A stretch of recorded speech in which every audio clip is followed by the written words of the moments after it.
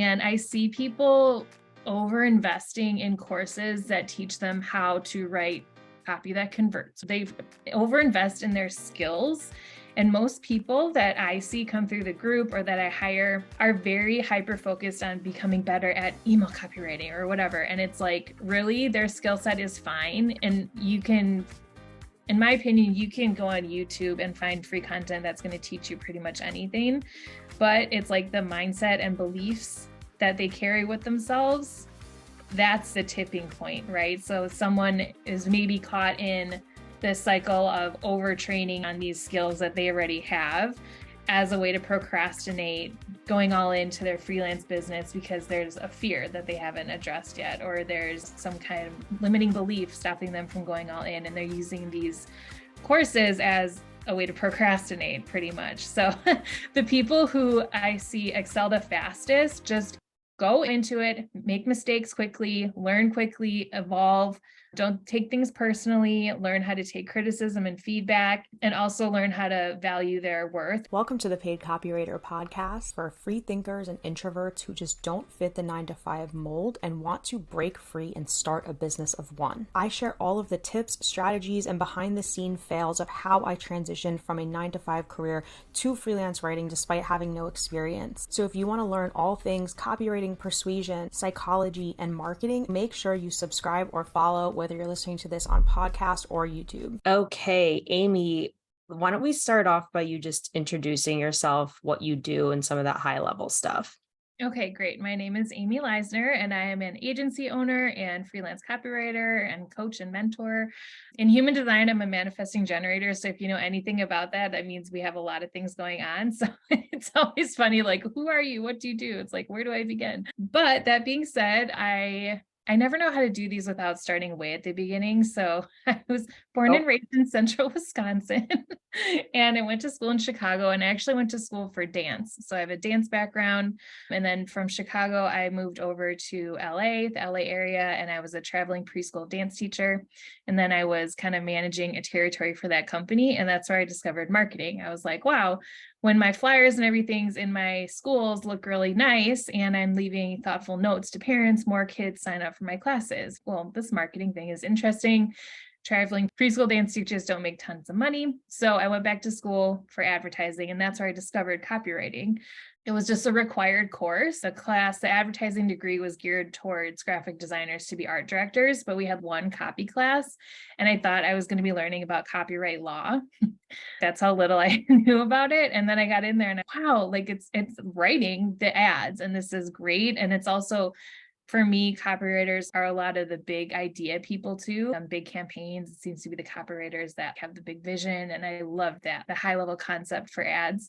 And I've always been just a talented writer. As a dance major, I wanted to be maybe a dance critic or something. So it was an easy transition into copywriting. Graduated there and then went to work for a company called Discount Dance Supply. And if anyone's been in dance at all their whole life, they know that company. So I worked at a corporate office with doing their social media, running their blogs. I did some traveling with them to different conferences. And then I wasn't fully fulfilled there. And I thought, surely I wanted to work in an agency, right? That's what I saw all these people doing. I was working in an ad agency. And so I found some agencies to work at, still wasn't happy, found other agencies to work at, was getting more miserable. And then finally was like, I am not an employee. I don't belong in corporate. I'm a freelancer. I'm an entrepreneur. So that's when I went to my boss at the time and I was like, hey, I did end up at an agency that was really wonderful and they're still one of my clients. But I asked him, could I switch from employee to freelancer? And he said yes. And then that's where I was able to really pour into my freelance business, which I've had since 2018 and has recently evolved into an agency and an entirely new niche. So here we are. That's awesome. I meet a lot of people who worked in agencies as copywriters, and they are afraid to take the leap and go full-time freelance, which is interesting because you would think, hey, if you're doing copywriting for an agency, you are pretty much very experienced and you know what you're doing, but it can be really hard to take that leap from being within a company and being an employee to going out and doing it on your own. What was the biggest challenge you had in terms of making that transition from working at an agency as an employee and then becoming a full-time freelance writer? Probably not working for myself. So I was working 9 to 5 in an agency, and I didn't want that. I wanted to have the freedom of a freelancer and all these things. I had never been a freelancer before. Entrepreneurship was not even on my radar. I was taught, you go to school, you get a job, you retire. That's the whole thing.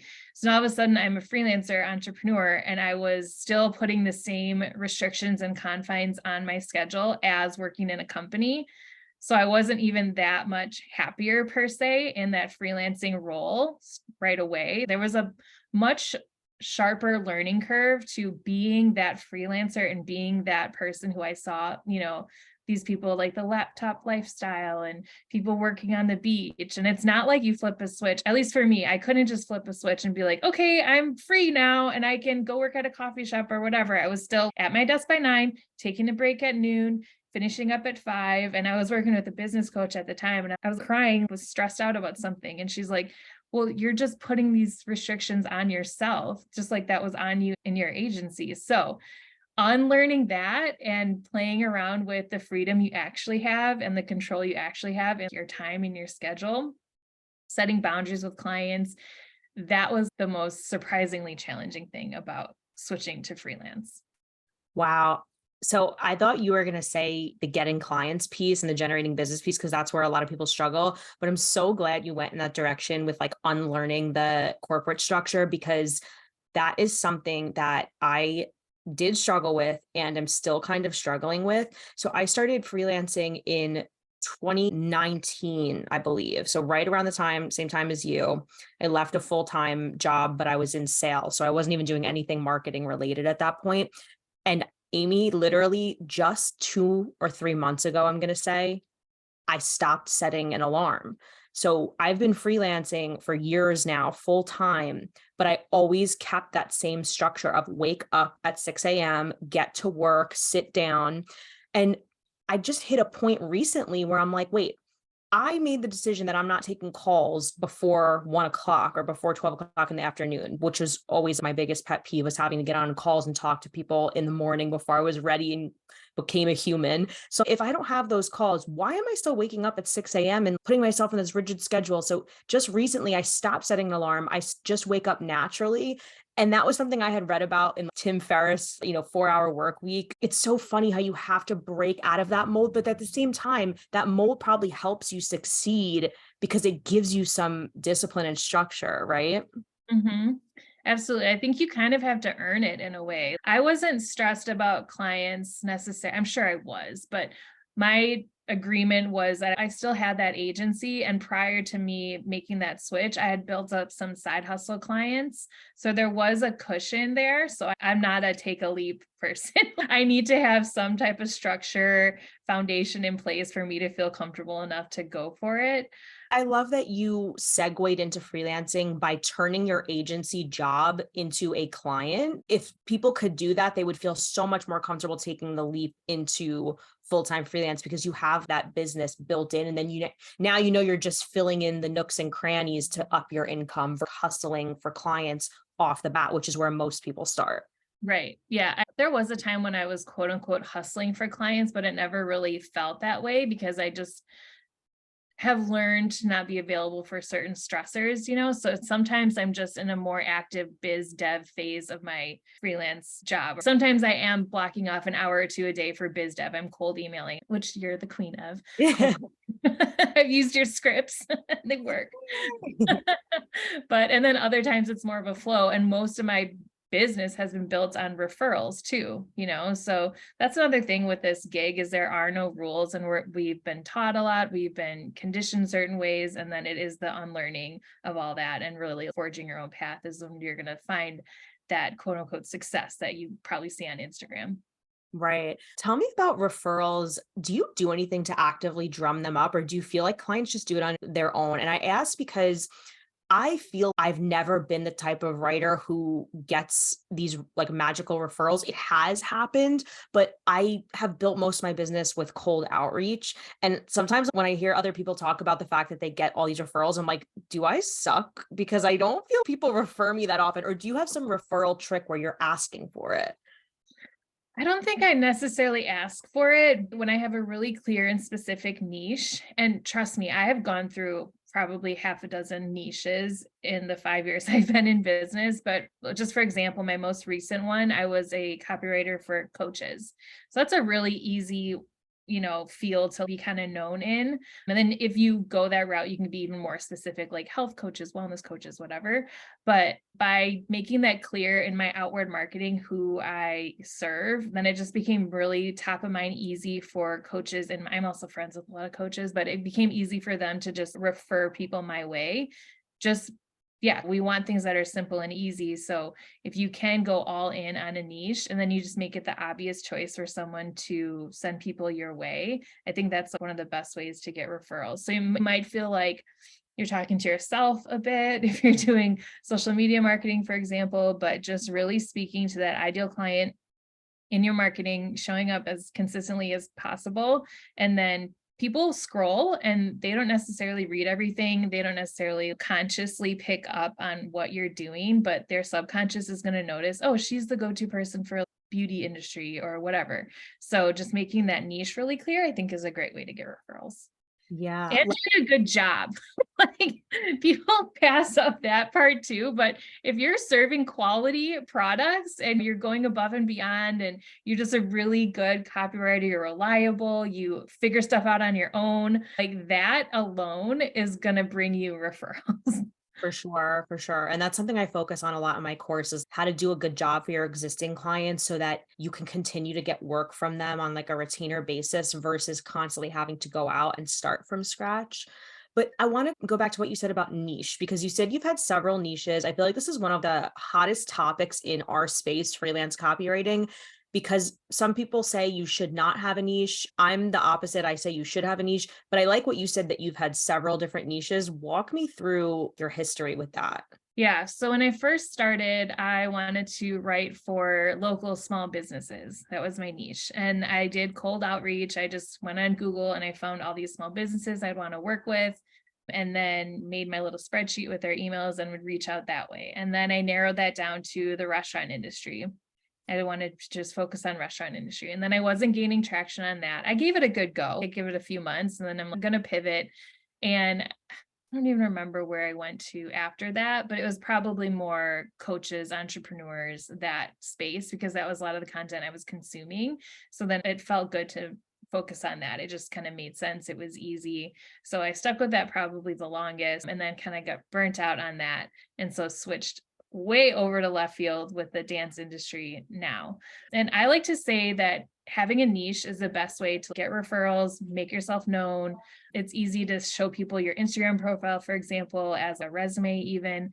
But also when you're growing your business, you're not in a season yet, in my opinion, of saying no to projects that are slightly out of your niche. If behind the scenes, someone's like, hey, can you help me with this? Has happened to me. My friend's family owns a plumbing company. They needed help with their website. I wrote their website. Is that my niche? No. Did anyone have to know that I wrote this website for them? No. Did they pay me well for it? Yeah, that's fine. You can have both, is kind of where I stand on the niche debate.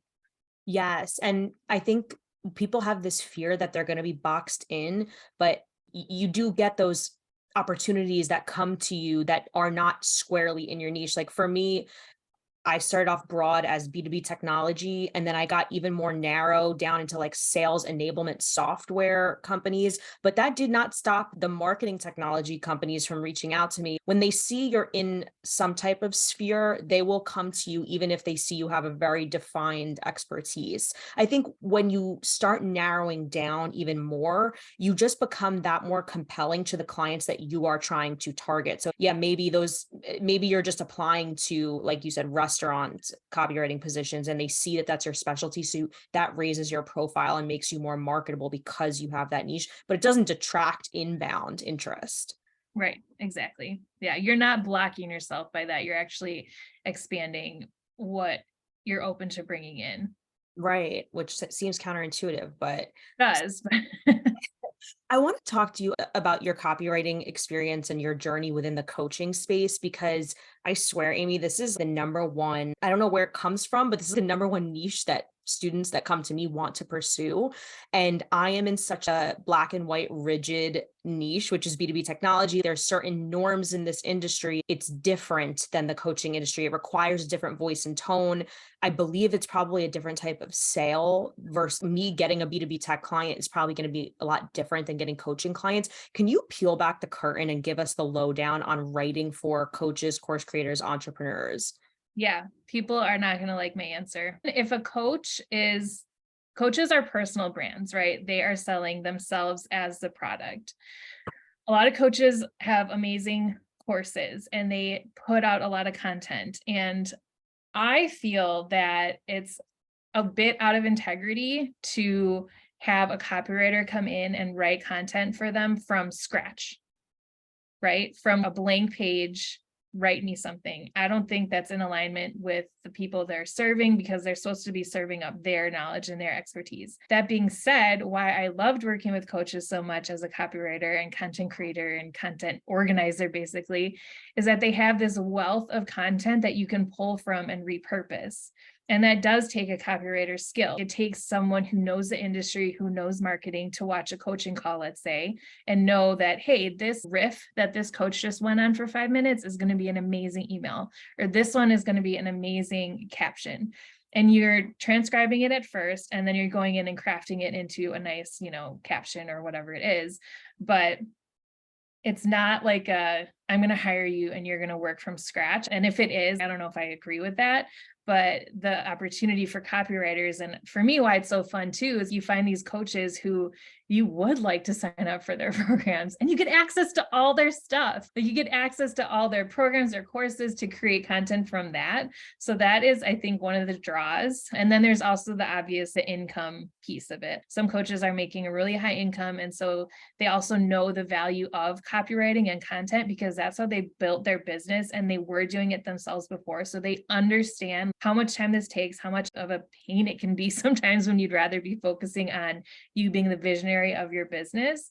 So yeah, there's so much opportunity there. It's also a lot of big personalities in the coaching space. So you have to have a thicker skin. I feel like with a lot of these, they're powerful, successful women that you're working with or that I've worked with, and they do take pride in their work and all those things. So it's an interesting thing to do to be a copywriter for coaches. It sounds pretty glamorous and luxurious, but when you get in there, it's kind of like any other client, but you get the added value of their teachings if you find the really good ones, which has been a fun little bonus for me. But it's not I'm going to write you a sales page from nothing to sales page. You have to be sourcing from what they already have.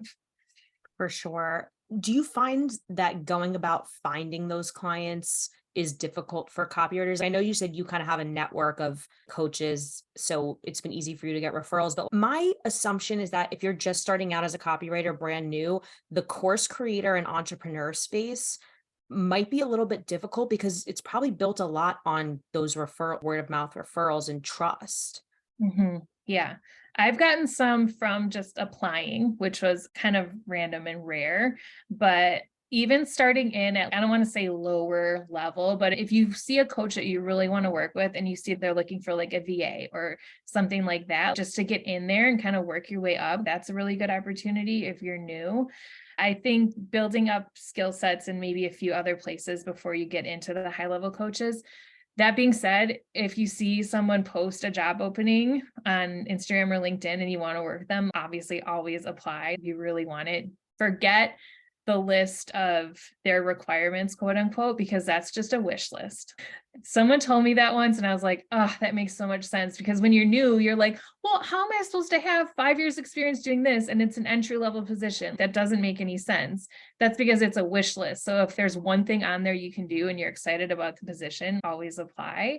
I think you have to put your reps in a little bit before you're going to get those big high level coaches. But that being said, there are mid-level, I don't know, it's important and special, but there are some newer coaches that might be open to a more junior copywriter because they might not have the budget for that big copywriter as well. So be like open to those opportunities too, to just kind of get your practice. And then coaching community is so small, then you'll start getting bounced around to other people that way. I love what you said about apply for the role, even if you don't look qualified, because that's so true. Just And they say that men are better at that than women. There's a statistic that like men will apply for roles if they fit just this tiny little criteria, but then women will take that at face value and be like, oh, I don't qualify for this. I'm not experienced enough. And they won't even apply. And it's like, we do that too often where we think we need to hit every bullet when really we can learn as we go. We can lean on the person hiring us for extra support.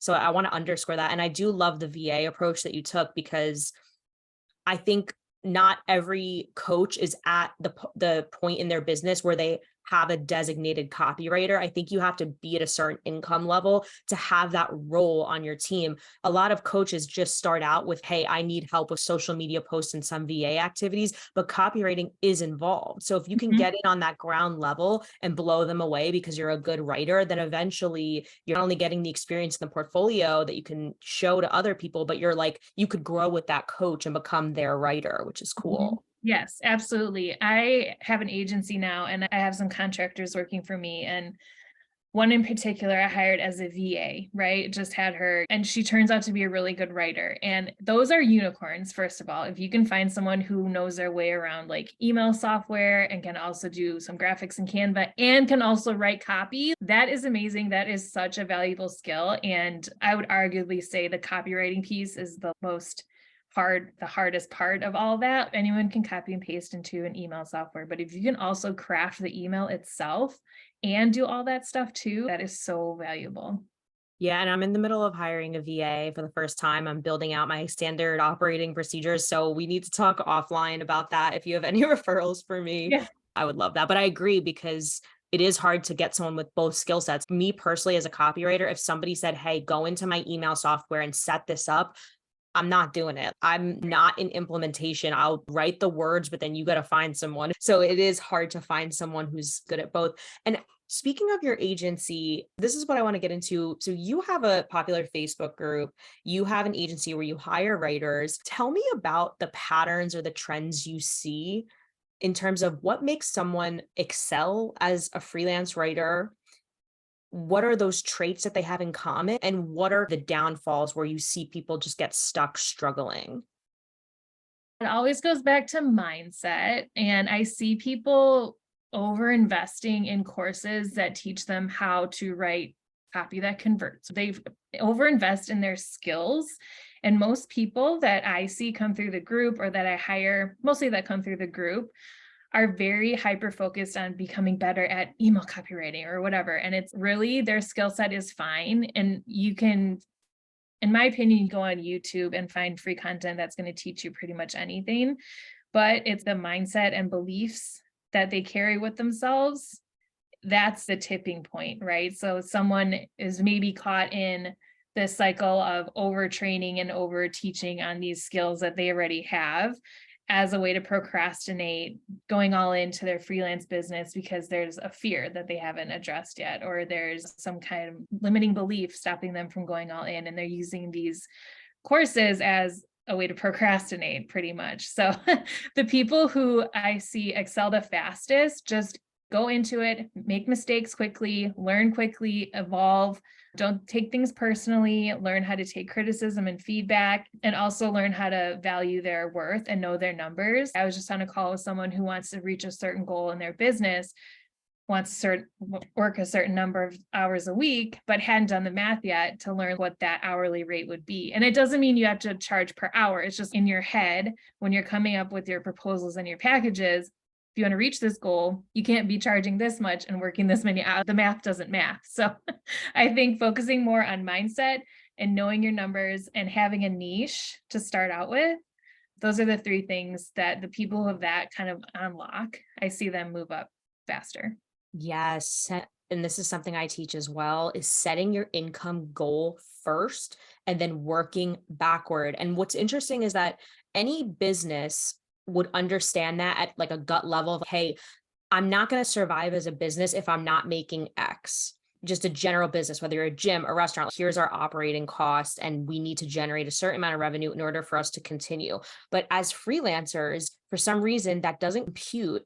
And we get on these calls with clients and they start lowballing and we're like, okay, yeah, I just really want the opportunity. No, you can't afford to take that opportunity. Because this is what I always say. It's that okay, fine, you take that low rate because you really wanted that client. Instead of celebrating that, I would look at how much work now you're going to have to do in order to meet that income goal. So Mhm. if that client doesn't fill that square to a large enough extent, you need to find clients to backfill so Mhm. that you make the income goal. So I really love that you said that, and I want to underscore that. Mhm. Yeah, absolutely. And something I didn't realize when I first started out was we pay our own taxes.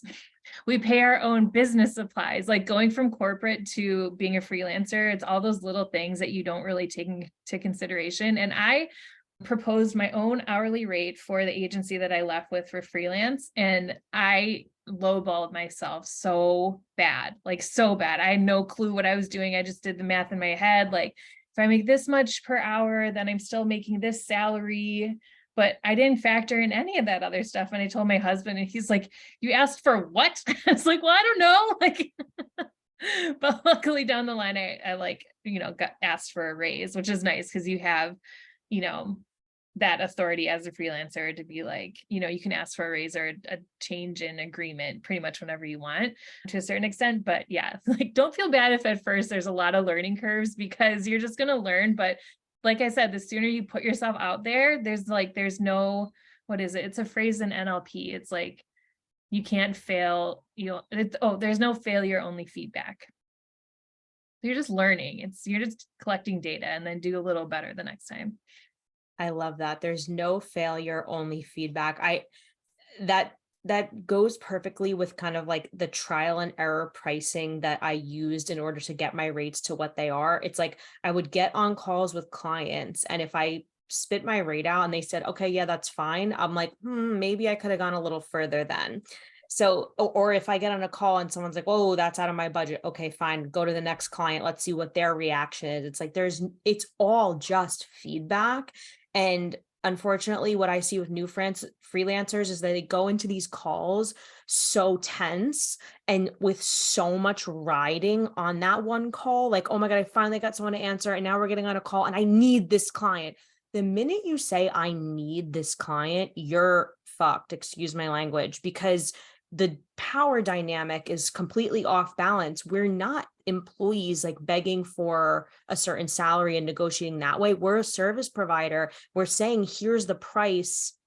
And of course, there's some room for negotiation and creating packages and getting creative, but I don't know if it should be this haggling. Right. I think that's off-putting, and that gives a like weird energy to the client too, that they're being grippy, or like, you want someone who's like confident and chill and is just going to do it. And that energy like rubs off in the interaction, and it takes practice to get confident on calls. But like, guess what? The more calls you get on, then the more confident you are. And yeah, that like releasing expectation after a call, and like, I like to believe like, if not this, then something better. Like just, holding on to that belief makes it so much easier to go into these calls with like calm confidence. Because it's like dating. Like imagine being on a date with someone and they're all like they want the proposal by the end of the date. Like, this is it. And if it's not you, then they're done. And it's like, no one wants to be in that energy, Absolutely. And it's almost like you want to get on the call in the mindset of like, as a freelancer, I'm feeling you out as a client. That's why I think the call thing can get so overwhelming. And I recommend that all freelancers get on face-to-face calls because it builds trust. It helps you stand out. I think it's better than doing business over email.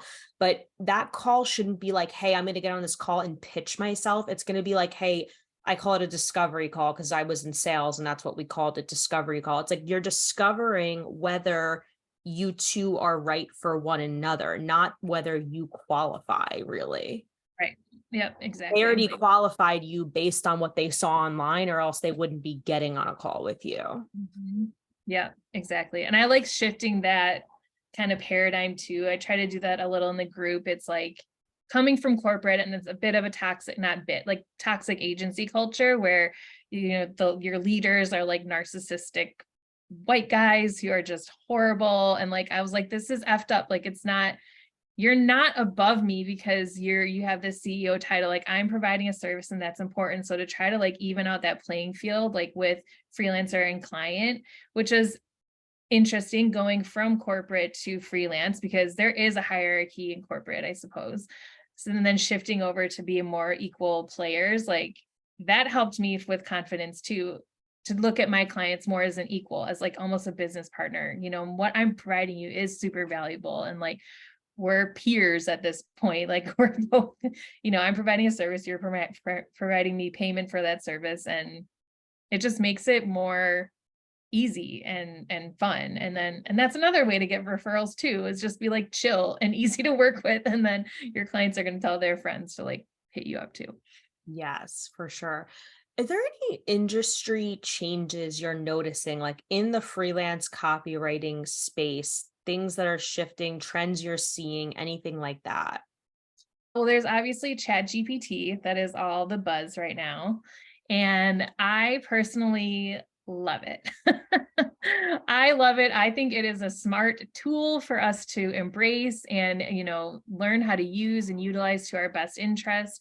And what I've found in playing around with ChatGPT is like, I don't feel threatened as a copywriter at all because nothing replaces like the human touch on words and communication. But getting a first draft on paper for me in seconds that I can go in and like craft and finesse and, kind of train this AI to speak in a certain voice and tone. Like, I think that's super valuable and smart. And speed to me is a high mark of a good copywriter. Like we can't be super precious about the words that we're writing. That's just like, you can go create your own creative project on the side if that's, your passion. But like quick, efficient writing is going to get you more jobs than like taking forever and, collecting up billable hours. That's like very old school mentality. So yeah, loving ChatGPT if you know how to use it correctly with integrity. Obviously, I wouldn't just have ChatGPT spit something out and then go charge somebody a bunch of money for it. But as a tool, it's great. I think that shift of seeing freelancers more as like an equal to a client than, someone serving that client is a good trend that I'm seeing a little bit. But yeah, I think the AI Chat GPT thing is really the big one right now in our industry. Are you seeing other writers? And by the way, I am 100% in agreement with you about using ChatGPT. I find it to be nothing but a tool that is helping me work faster.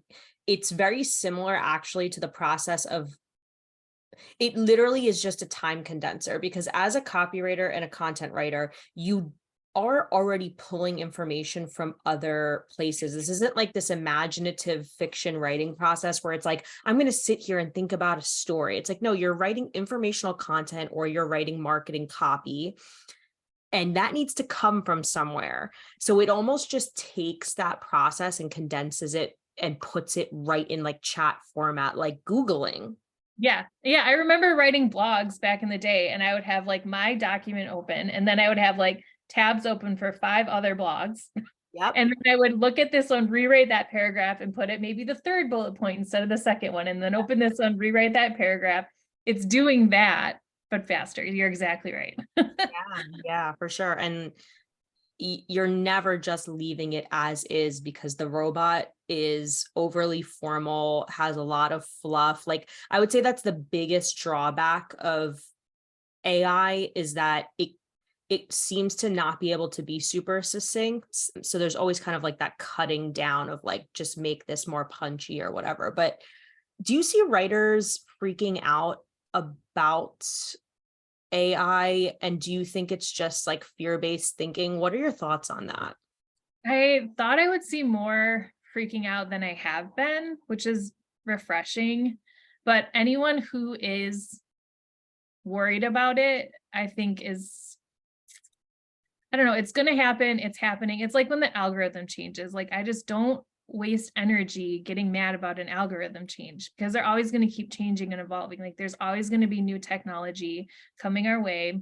We don't even know what's next. It's going to be something crazy. So like, and we're all going to eventually get used to it. Like, do we even remember what the Instagram feed, or I guess Facebook feed before this one used to look like? Like, probably not, so you just get used to it. So let's not waste the time getting all fussy about it and just like embrace it and move forward. I guess I could see if someone, maybe a client could feel a little like what's going on here. If they were getting all of a sudden work that was clearly written by a robot, like you can't take out that human part of it. But I haven't even heard of anyone doing that. So Yeah, I think as a whole, us freelance copywriters are taking it with stride. And most people I've seen are embracing it yeah, and benefiting from it. Like I made a whole course for my new kind of target industry, which is the dance industry, teaching them how to use Chat GPT and content repurposing to create marketing content, So there's like opportunities there to take Chat GPT, own it. It's like getting in on the joke, like own it and then start teaching people how to use it maybe.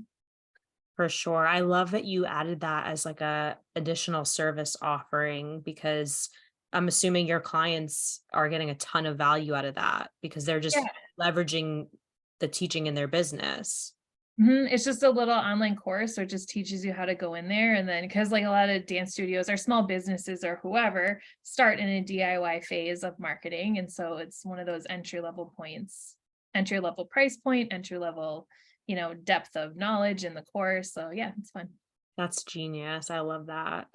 Okay, tell me about one-to-one coaching and the work you do with freelancers. I know you have your amazing Facebook group that I'm a part of, and I'm just interested to know about your programs and how you help freelance copywriters. Yeah, so it really just evolved from having the group, and the group came when I was working with a business coach, and she's like, I think you should start a Facebook group. And I was like, no, I don't think anyone needs another marketing Facebook group. And I was getting my hair done in the chair, and I like made the group. And originally it was Content Marketing Girls Club, and then it evolved to Copywriting Girls Club. And then I just got mentioned in another group, and that's when it really like took off. And then since then, it's been purely Facebook SEO to grow the group. So if anyone wants a group, or your clients want a group, lean into that SEO piece of the name of the group, like big time. Like be a little creative and cutesy if you want, but if you want to use Facebook SEO, which works really great, I would encourage you to put your keyword in your group name. But anyways, back to one-on-one coaching. So yeah, it's just an extension of the group. I just want to support people with, like I was saying before, how I see this cycle of overinvesting time, energy, and money into these skill-based courses, where in my experience, it's really been the mindset, the belief piece that has allowed me to create what I've created in my business. I've had a profitable business since day one, like 50 to 60% profit margins, like those types of things, and just the freedom I experience with copywriting. And I see like if someone could make an extra $2,000 a month copywriting, like that could be so impactful for certain families. So just like a really desire to serve and to open people's perspective into what's possible. So, and I know the psyche of freelancers, freelancers, I don't know if you've noticed this, if they're not familiar with coaching or in the coaching space, they're much more resistant and hesitant to invest in like especially a one-on-one coach who's not, I'm a business coach, but you're going to get the mindset, you're going to get the energetics mostly. So just to bring more of that energy into the space, because I feel like with freelance copywriting and the courses that are out there now, it's a lot of like really masculine energy. So I wanted to bring more of the feminine energy into the space and just work with people one-on-one, either a one-off deep dive, 1 month, 3 months, or 6 months. And then my big vision is to evolve that into like a mastermind think tank situation, just get like the best of the best together so we can really elevate the industry. Marketing and advertising runs the world. And I feel like if we have more powerful female voices, diversity, all those things in one space, we can really like make big change. So that's the vision right now. One-on-one, totally open for meeting with people and chatting with people if they're interested.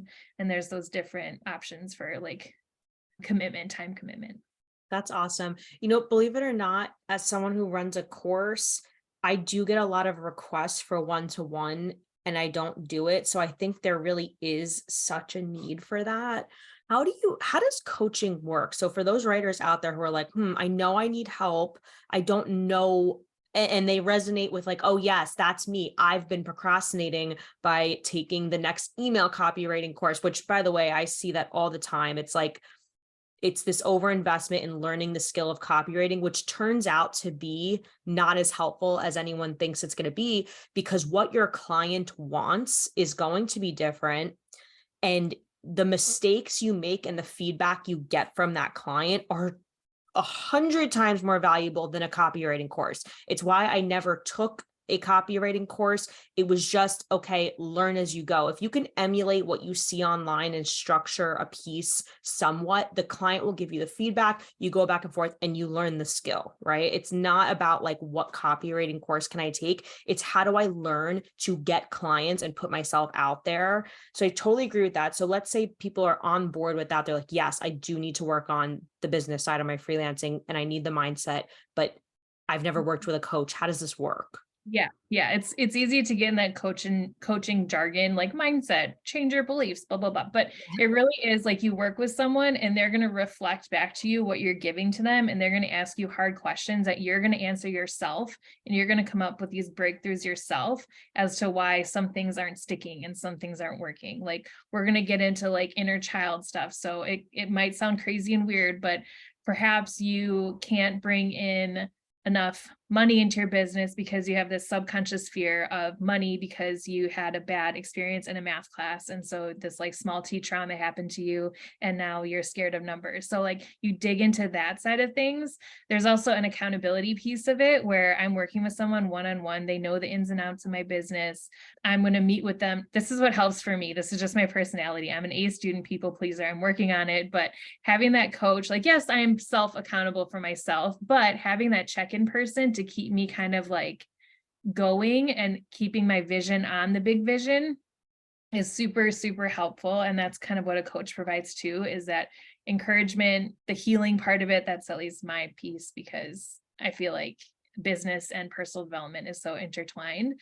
So yeah, it's just working with someone who knows your goals, knows the industry, and can reflect back to you what you secretly already know, but that you need to have like emphasized or highlighted within you, and then helping you to come up with your own solutions and breakthroughs for your business. So it's not like, here's my 5-step strategy to reach 10K in 6 months. Like that's bullshit. Like if someone tells you that, don't believe them, like run away, because everyone's different.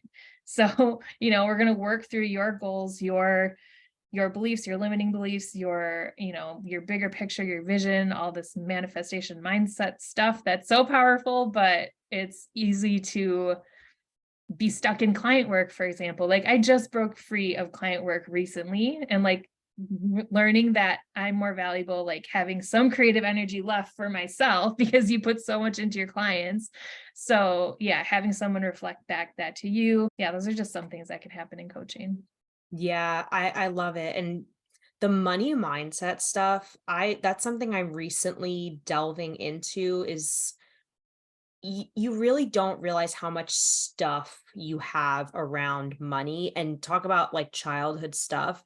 The environment you were raised in really conditions you and can really be holding people back from charging what they are worth. Mhm. I know for me, like, so I'm first generation American and my father is from a country that was extremely poor, Poland, and came from poverty. And the way that I was raised, being this ultra frugal, do it yourself, like we would never dream of hiring another person to do any work for us. Anything that was done around my house was done by us. And everything was just being so tight with money. And now, as like the first entrepreneurial person in my family, letting go of that stuff has been absolutely wild. Like I just hired someone to clean my house, which I had never done before, because I always thought, well, people who hire people to clean their house are lazy. Like, what are you, too good to get down your hands and knees and scrub? Come on, like do it. Like Mhm. I just have so many mentalities around not wanting to pay for stuff because it makes me look lazy, and wanting to do everything myself and wanting to get everything for cheap. And you can't be that way if you want to succeed in this space. You have to have this like abundance mentality, or whatever you want to call it, and understand that money can come to you more freely if you stop being so damn cheap. I'm speaking to myself, and I'm sure there's people who can relate to this, but like, if you've been raised by an immigrant who does not come from a wealthy country, there's a lot of stuff Yeah. there. Yeah. And it's generational. I have Polish lineage too. Probably my great grandpa was like here on the boat. So a couple generations, but there's the Polish lineage, then there's the Catholic lineage. It's just keeps going. And we carry that, especially as women too, like we carry it like from our mothers and our grandmothers. So it's all intertwined. And so that's like why coaching is so important to me in business, because it's all connected. And then having someone who knows this specific field, like it's hard to explain how exhausting it is to like write copy all day. It sounds easier sitting there, but like it's like brain capacity wise, or to be able to take criticism. Like you put your time and energy into something, and then some clients can be brutal, and then to be able to process that and not make it mean anything about you as the human, that takes work, like one of my favorite pieces of like feedback from a client was just straight up, "What's wrong with you?" Oh my God. Yeah. And I'm like a young creative at an agency. I was like, I don't know, like what?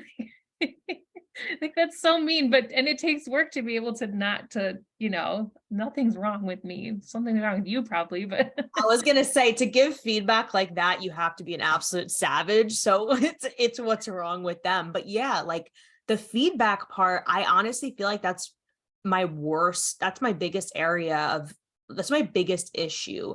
Like, I swear, when I get a Google Doc back with all the markups, instead of being excited and being like, okay, what can I change? I'm like, oh, like, what are they going to say now? And I have to constantly remind myself that like, hey, these edits are making me better. This is the difference between an experienced writer and inexperienced writer, is that I'm getting this feedback.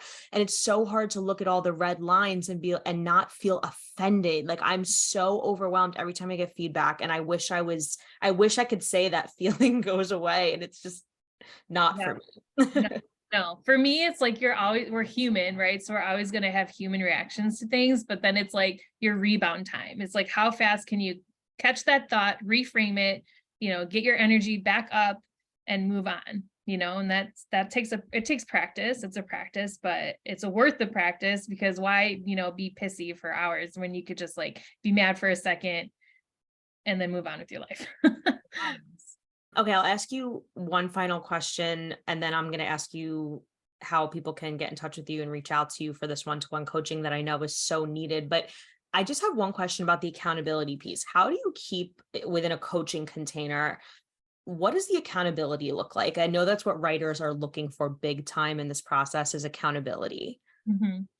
For me, it's very client led. Like everyone's going to be different. So let's say you want a Voxer check-in every day. Like, hey, how are you doing? Or you want to send me your to-do list every day so that I can like follow up with you at the end of the, day to see how everything went. Or maybe it's just our weekly calls, and that's enough of a check-in point for you. So it's really like it's client led, depending what they want. I'm not going to make anyone do anything. It's not school, but just having that person who gets it, who is on your side, and who can kind of help you course correct if you're going to spiral down a certain path, or, want help processing a certain decision or picking rates and prices.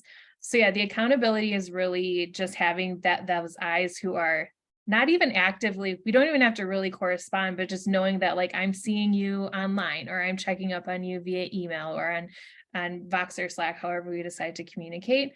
Just having that like kind of teammate next to you is such a support, because for me, it's easy to like get excited about a project and then just kind of like crash and burn or give up or have shiny object syndrome. So just to have that person to keep you on course and like clear, focused on your goals can really help you like start actually moving the needle. And then once you get that first win, then it's the momentum starts going, and then you just keep stacking your wins. Love that. And I'm in a program right now, and you'd be surprised how that check-in point really does keep you accountable, because it's always in the back of your mind, like, oh, so-and-so asked for a status update, and I'm going to need to tell them something, whether I met the goal or didn't meet the goal, I need to tell them something. So you'd be surprised how something so simple can really produce massive results, which is amazing. Okay, Amy, tell writers how they can reach out to you and pursue you, and they want to learn more about your offer and how they could work with you. Yeah, for sure. So Instagram would be your point place. All the links are there. So it's at Amy Leisner, AMYLEISNER. The Facebook group is the Copywriting Girls Club. You can look that up. And then if you want to reach out to like book a discovery call with me, you can just DM me on Instagram, or you can email me, amy@a18media.com. And yeah, those are the ways. I'm an open book. I mean, find me on TikTok. I'm on Facebook, like all the places.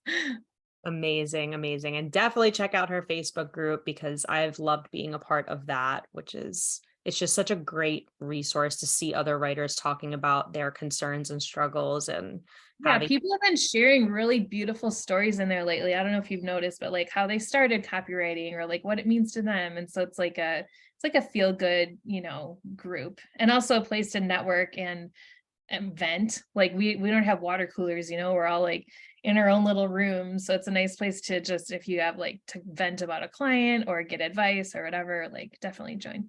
Yeah, when I'm having a problem, I literally use the search bar and I'm like, client did this, and I see if other people have said that, just so I feel more seen and understood. So even if you're not an active participant, just looking at what other people are saying and being a lurker can provide so much value. Yeah, for sure.